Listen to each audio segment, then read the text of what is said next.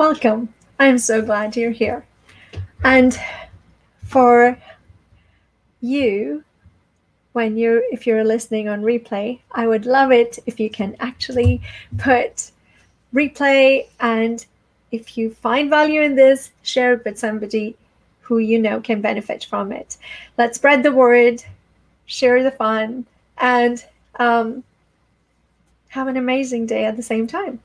Okay, so it's Thursday. I don't know about you, but my week has flown. I was literally like, what? It's Thursday? But it is Thursday. The life of a conscious entrepreneur, the choice to live your life aligned with your values and actually stepping through each day, making sure that what you're doing feels like it's jiving with what's important to you and what you say and believe are your values. So if my voice feels a little tired today, bear with me, because today I had to also put some extra packed stuff in there for people I love and whose needs I like to take care of when they need help. So here we are. Thursday it is. And Matt, I am so happy you're here. Thank you so much. It means a lot. So today I was thinking about something that I had read, and let me see. This might give you a little bit of a clue. I want to talk about the description that I put on this show was about your best. And is it the best that you can do something versus, or is it really the best that it can be done, period? So there are, as usual, a few conversations that led to me thinking about it. And then, of course, confirmation bias or God knows what. Reticular activator, I don't know. Divine alignment, who knows? But there it was in something I was reading, and this line popped up at me. And it was something Gary Keller had said. And he had differentiated between the best that you can do, I can do, someone can do, and say, this is the very best I can do. And thinking about it, that is it the very best I can do at the moment with the natural inclinations that I have, or is it the very best it can be done by anybody?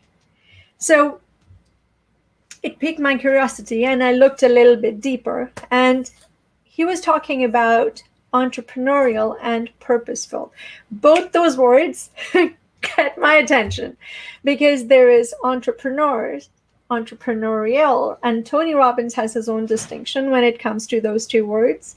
But whenever I think of something and when I use the word entrepreneurial, there is a whole story that I have associated with those words, with that word that goes with it, right? I tend to think of something that I go with it, I run with it, I, take action despite uncertainty. I follow my dream. I take courage. I grab it by the horn, so to speak, and I follow it, right?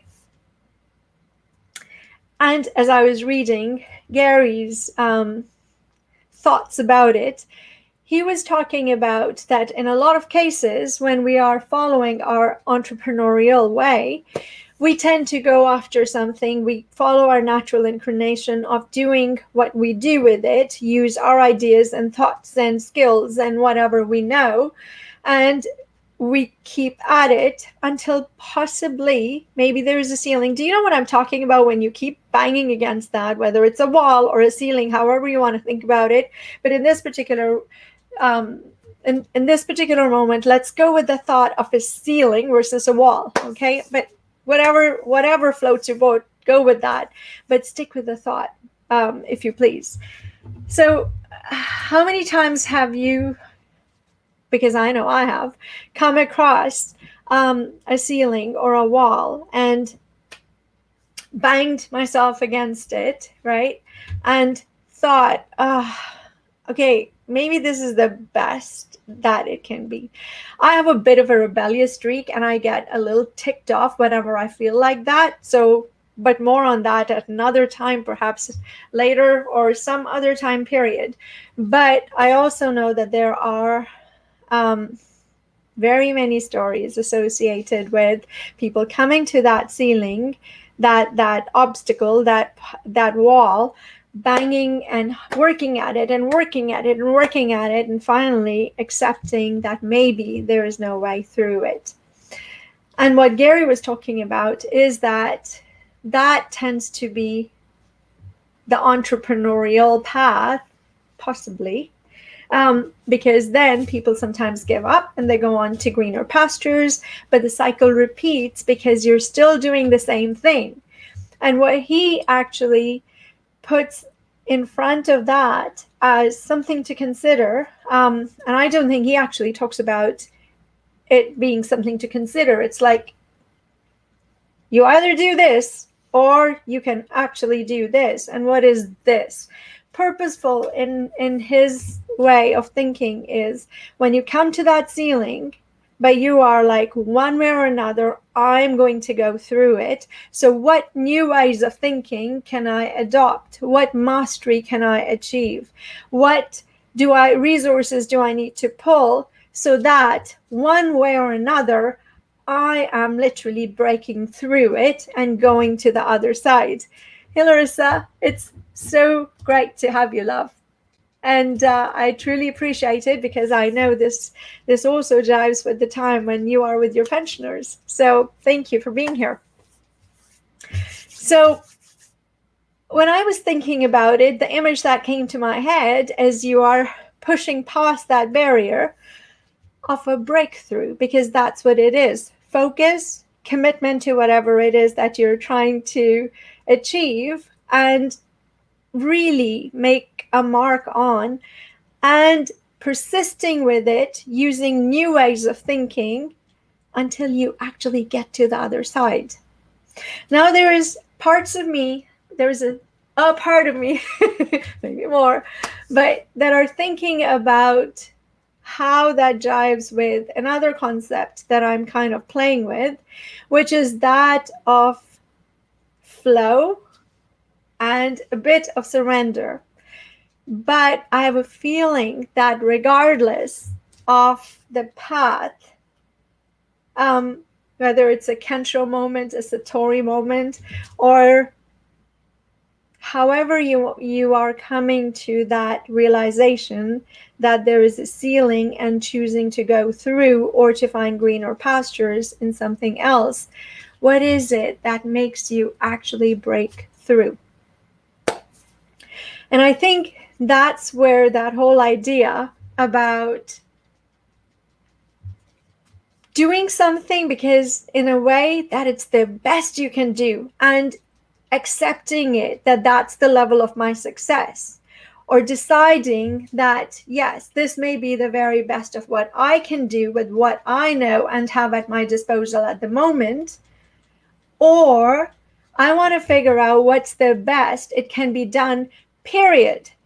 And what's the level of success that comes with it? And when I talk about success, you can define it in very many ways. For me, success is a very all-encompassing, holistic kind of a success, which has different connotations and connections with all the things and all the people and all that's important to you tied to it, not just a particular metric that's tied only to the revenue or your gross margin numbers at the bottom, right? Having said that, those revenue and gross margin numbers are also reflecting how you're doing everything else, right? Because it, as I have mentioned before and shared with you, and I know you are also thinking that because I know how you think, because you have shared it with me. It's also the way you look at things, right? Because if you are doing things in a particular way and looking after the people who are connected to whatever enterprise you're doing, and you are also holding tight to the reflection and the transmission of your values through whatever you're doing, Then when it reflects in your revenue and profitability numbers, that feeling of success means just something else. It's on another level. You with me? Tell me what you think. And Larissa is sharing that when we're in the corner, we need to willingly surrender to a higher imperative, then we can see possibilities to go through. I love that, because that's something that I have experimented with, and even more so more recently in the last while, because as you know, I'm not a fan of the grind. I don't think that it's a badge of honor as to how busy we are and how hard we're working at something, and we're grinding away, sacrificing everything so that we can provide for the people we care. Like, seriously? No. This life, I am so living it. Because every day there is something to celebrate. There's something to enjoy. Even when you get gut punched by something you weren't expecting, there's something in it that leaves you either better off in terms of what you learned, if you learned the lesson. If not, get ready for another gut punch. Or just something that you weren't looking at, and now you are, because your perspective has shifted. So the possibilities to go through, Larissa, I absolutely agree with you that with that space that you create for yourself, when you surrender to a higher knowing, then it absolutely opens you to see possibilities that you didn't see before. Now, that could be because you're allowing a connection to all there is, and it could also be if you don't really think that we are all connected, which I would be surprised if you don't, because if you're listening to me talking about a conscious business, chances are you are on the same wavelength. But let's say that you would like to think of it as more just, okay, what's what's happening. But okay, so I totally lost my train of thought. This is what happens when you run racket and you jump on to talk about something. And so I'm going to take the segue into Larissa's comment about if you learned the lesson, relax and learn. Yeah, and if you haven't, it will show up again until you actually get it. And usually, going by my experience, if you don't get it the first time, the second time, it's a little bit more amplified, just so you do. So when I think about what I was talking about in terms of connection, I'll come back to it. But given that part of me wants to just chill and relax and reflect on the lessons that I learned today, it may not actually happen. But on the beautiful part of this, me sharing that I am thinking about the breakthroughs in a way where I truly want to know. And the nerd in me gets just so happy thinking about it. What is the very best it can be done? And are you committed to doing it? Because I had a conversation with somebody I love very much.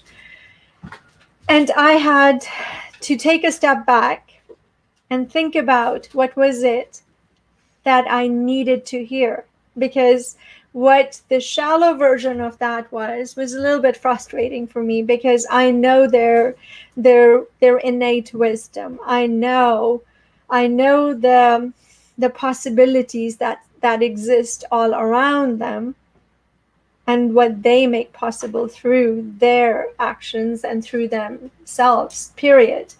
I know that it's not that they lack the resources to see more. It's just that I saw them getting so caught up in the shallow, higher, top emotions, and deciding to do something that it just seems so obvious to me that is detrimental to them. But they were so caught up in that emotion, that top emotion of anger, which I know is based on disappointment and hurt. But what led to it, the exploration of what's behind that, is still to be explored. And it's not for me to explore, it's for them to explore. But as I was looking at what they were doing, I was like, how are you missing this? This is, when somebody you love and you see them right on the edge of the cliff, and everything in you wants to grab hold of them and pull them back. And it's really hard to let go of your own emotion, trust in the knowing that they have, offer the guidance that you believe will be helpful to them, but trust them to make that final decision.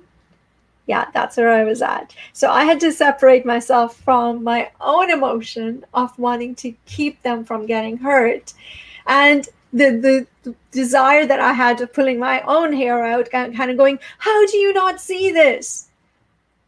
And thinking, wait, is there something for me to see also? And is there something for them to see? Has this happened before? And is the pattern the same? And is there an escalation in the lesson that keeps coming up for them? And hope that they see it. With all the love in my heart, with all the desire I have to see them thrive and prosper, I sure hope they do. And Larissa, if you don't learn the lesson, you tend stressed and start to accumulate lessons which blocks your creativity. Oh my, yes. Yes. I have seen that, I have experienced that, and it's not until I make the space to breathe, take a step back, actually come in alignment with what feels right, and let that connection flow through me, the wisdom come and get absorbed, because I'm actually taking and making the space to listen to it. Yeah, it sure does. And Larissa, what an absolute right comment for this time. Absolutely, we need to provide space, respect, and let them decide themselves. Sometimes it's harder than feels good. But you're right. We do have to. I learned that initially with my dad, coming to terms with my own need to fix things. Oh man, did I ever want to fix things? And let him choose, even if it seemed counterintuitive, even if it seemed not logical or even acceptable to me. Just realizing his life, his choice. He has the right to decide. And absolutely, it is hard because it creates discomfort in us. And it in my case, it also raises all the protective things in me that just want to kind of say, oh, let me just wrap you in this so you don't get hurt. Or can I fix this? And then realizing that maybe it just doesn't need to be fixed. It's like a plant that grows as long as the support is there. So in my case, I had to figure out that if the love is there, which it is, that's the undeniable fact there, and everything that they need from me to support them is there, then I have to trust in the innate rightness of what else there is, right? Thank you. You're right on the spot. Tendency to fix is the biggest separation between people. Yes. That was a lesson that was a little bit hard for me to learn, I confess. But it is one thing that I keep front and center whenever that need rises up in me again, to want to just fix things. And I'm just then having to take a step back and say, so does it really need to be fixed? And what are you really fixing? And what is it that they want fixed? And what is it that's important to them? Right? So that's a good lesson to come to. So if I may leave you with some thoughts about what is your natural inclination. Do you come to different places in whatever endeavors you're doing in your personal life or your business life, your professional life, but certainly because for me, all things entrepreneurial are right there front and center.